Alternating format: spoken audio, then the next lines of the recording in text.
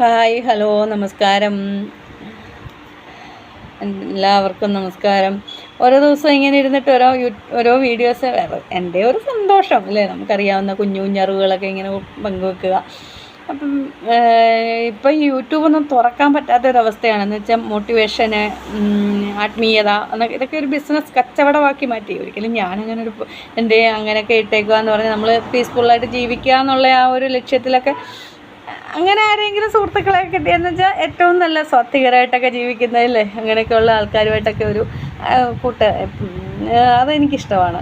അല്ലാതെ എനിക്ക് അതിൽ കൂടുതലൊന്നും അല്ലെങ്കിൽ എന്തെങ്കിലും ഇതൊക്കെ ഉള്ളവരുണ്ടെങ്കിൽ നമുക്ക് വന്ന് അവർക്ക് കുറച്ച് പ്രാക്ടീസൊക്കെ കൊടുത്ത് അങ്ങനെയൊക്കെ, അതൊക്കെ ഫ്രീ ആയിട്ട് തന്നെ, അല്ലാതെ പൈസയൊന്നും മേടിച്ചിട്ടൊന്നും ചെയ്യാൻ എനിക്ക് താല്പര്യമൊന്നുമില്ല. അതിൻ്റെ ആവശ്യവുമില്ല. നമ്മൾ പൈസ ഉണ്ടാക്കണമെങ്കിൽ നമ്മൾ ജോലി ചെയ്യണം, ജോലി ചെയ്ത് പൈസ ഉണ്ടാക്കുക.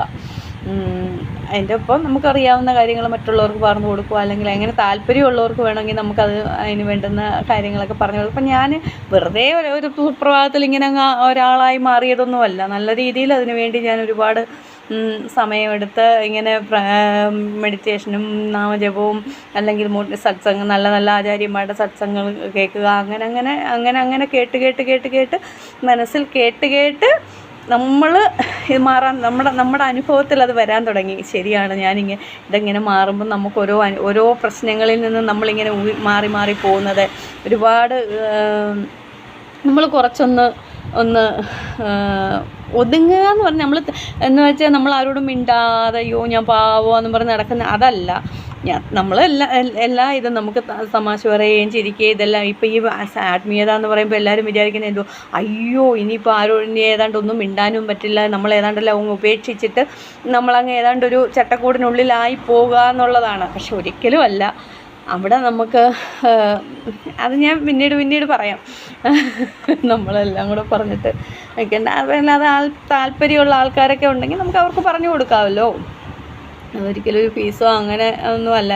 ഞാനൊരു സാധാരണ ഒന്നുമില്ലാത്ത വിവരമില്ലാത്ത, ഞാൻ ഇനിയും പറയുകയാണ്, അങ്ങനെ ഒരാളായിരുന്ന എനിക്കൊക്കെ ഇത്രയൊരു ഈശ്വരനല്ലേ ഞാൻ ഈ ഭഗവത്ഗീത എടുത്ത് വെച്ചിട്ടാണ് എനിക്ക് അത്രയും ഇതാണത്. അപ്പോൾ അങ്ങനെ ഒരു ഇത് വന്നത്. അപ്പം അതെന്താണെന്ന് എനിക്കറിയില്ല. ഞാൻ ഈ ഭഗവത്ഗീതയാണ് ആദ്യം ഞാൻ കേട്ടാനും മനസ്സിലാക്കാനും ഒക്കെ തുടങ്ങിയത്. അതിനുശേഷമാണ് ഈ നാരായണ ഗുരുദേവ കൃതികളൊക്കെ മനസ്സിലാക്കാൻ തുടങ്ങി. അപ്പം ഇത് തമ്മിലുള്ളൊരു വ്യത്യാസം എന്ന് പറഞ്ഞാൽ, ഇപ്പം ഭഗവത്ഗീത എന്ന് പറഞ്ഞാൽ 18 അധ്യായങ്ങളിൽ 700 ശ്ലോകങ്ങൾ സംസ്കൃത ശ്ലോകങ്ങളാണ്. അപ്പോൾ പെട്ടെന്നൊരു ഒരാൾക്കൊന്നും ഇതെടുത്ത് വെച്ച് പഠിച്ച് മനസ്സിലാക്കി ഒന്നും പറ്റത്തില്ല. അപ്പം ഗുരുദേവനൊക്കെ എന്ന് പറഞ്ഞാൽ അത് വളരെ സിമ്പിളായിട്ട്, ഒരു സാധാരണ നമ്മളെപ്പോലുള്ള ദാരിദ്ര്യം എന്ന് പറഞ്ഞാൽ അറിവിൻ്റെ ദാരിദ്ര്യം അല്ലേ ഒക്കെ ഉള്ളവർക്ക് മനസ്സിലാക്കാൻ വേണ്ടി വളരെ സിമ്പിളായിട്ട് കൃതികൾ രചിച്ചിട്ടുണ്ട്. അപ്പോൾ അങ്ങനെയാണ് നമ്മൾ ഗുരുദേവൻ്റെ കൃതികളും കൂടെ കൂടുതൽ പഠിക്കുക. അപ്പോൾ ഇത് രണ്ടും കൂടെ ആകുമ്പോൾ അപ്പോൾ അതിൻ്റെ ആ സിമ്പിൾ എന്ന് വെച്ചാൽ ഗുരുദേവൻ ഏറ്റവും സിമ്പിളായിട്ട് നമ്മളെപ്പോലുള്ള പാവങ്ങൾക്ക് വേണ്ടി ഒക്കെ കൃതികൾ രചിച്ച് തന്നിട്ടുള്ളത്. അങ്ങനെയാണ് ഇത് രണ്ടും. അങ്ങനെയാണ് എന്നെ ഈ ഭഗവത്ഗീതയ്ക്ക് എൻ്റെ ഒരു ആത്മീയ ഗുരുവായിട്ട് ഞാൻ കാണുന്നത് സ്വാമി ഉദിത് ചൈതന്യജി. പിന്നെ ഈ ഗുരുദേവ കൃതികൾ എനിക്ക് കൂടുതൽ മനസ്സിലാക്കാൻ സാധിച്ചത് നിത്യചിന്മയി മാതാജിയാണ്. അപ്പോൾ അവർ രണ്ടും എനിക്ക് ഭയങ്കര ഒരു ഇതാണ്, പറഞ്ഞറിയിക്കാൻ പറ്റില്ല. അപ്പം ഞാനൊക്കെ ഈ ഭഗവത്ഗീത മനസ്സിലാക്കിയിട്ട് ഞാൻ ഗുരുദേവനൊക്കെ ഒരു ഗദ്യപ്രാർത്ഥന എന്ന് പറയുന്ന ഒരു കൃതി രചിച്ചിട്ടുണ്ട്. വളരെ സിമ്പിളായിട്ട് കുറച്ച് 1-2 പാരഗ്രാഫിലായിട്ട്. അപ്പോൾ എനിക്ക് തോന്നുന്നുണ്ട് ഈ ഭഗവത്ഗീതയുടെ മുഴുവൻ ഇതും കൂടെ ക്രോഡീകരിച്ചിട്ട് ഗുരുദേവൻ രചിച്ചതാണ് ഈ ഗദ്യപ്രാർത്ഥനയെന്ന് കാണപ്പെടുന്നതൊക്കെ സ്ഥൂലം സൂക്ഷ്മം കാരണമെന്ന്. അത് വളരെ സിമ്പിളായിട്ട് ഒന്നും വേണ്ട, നമ്മൾ അത് മനസ്സിലെത്തി വായിച്ചാൽ മതി, നമുക്കെല്ലാം മനസ്സിലാകും. അത് നമ്മൾ വെറുതെ ഇങ്ങനെ ഇരുന്ന് കുറേ പ്രാവശ്യം ഒന്ന് വായിച്ചാൽ മതി, അവിടെ തീരും നമ്മുടെ എല്ലാ ഇതും. അതാണ് അത് തന്നെയാണ് ഈ ഭഗവത്ഗീതയും എന്ന് പറയുന്നത്. അതാണ് ഗുരുദേവൻ മറ്റുള്ള ഋഷി അല്ലെങ്കിൽ സന്യാസിമാരിൽ നിന്നും അല്ലെങ്കിൽ ഋഷിവര്യന്മാരിൽ നിന്നുമൊക്കെ ഗുരുദേവനെ വ്യത്യസ്തനായിട്ട് ലോകം ആരാധിക്കുന്നത്. അങ്ങനെയൊക്കെയുള്ള അറിവുകൾ.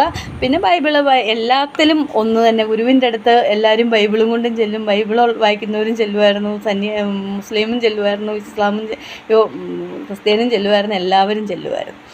അപ്പം അതിനെക്കുറിച്ചൊക്കെ പിന്നെ ഒരുപാട് ചരിത്രമൊന്നും പറയാൻ എനിക്കറിയില്ല. ചരിത്രം ഒന്നും ഇപ്പം അങ്ങനെ ചെയ്തു ഇങ്ങനെ ചെയ്തു അതൊന്നും പറയാൻ എനിക്കറിയില്ല. പക്ഷേങ്കിൽ ഒരു മനുഷ്യന് എങ്ങനെ മാറാം എന്നുള്ളത് വളരെ കറക്റ്റായിട്ട് എനിക്കറിയാം. അത് ഞാൻ അനുഭവിച്ചിരിക്കുന്ന ഒരാളാണ്. അതുകൊണ്ട് ഇപ്പം ഞാനാണെങ്കിലും അവിടെ നിന്ന് വന്നൊരു ബിസിനസ്സൊക്കെ ചെയ്യാൻ വേണ്ടി അപ്പം നമുക്ക് പൈസ ഉണ്ടാക്കണമെങ്കിൽ നമ്മൾ ജോലി തന്നെ ചെയ്യണം, അല്ലാതെ വേറെ മാർഗ്ഗമൊന്നുമില്ല.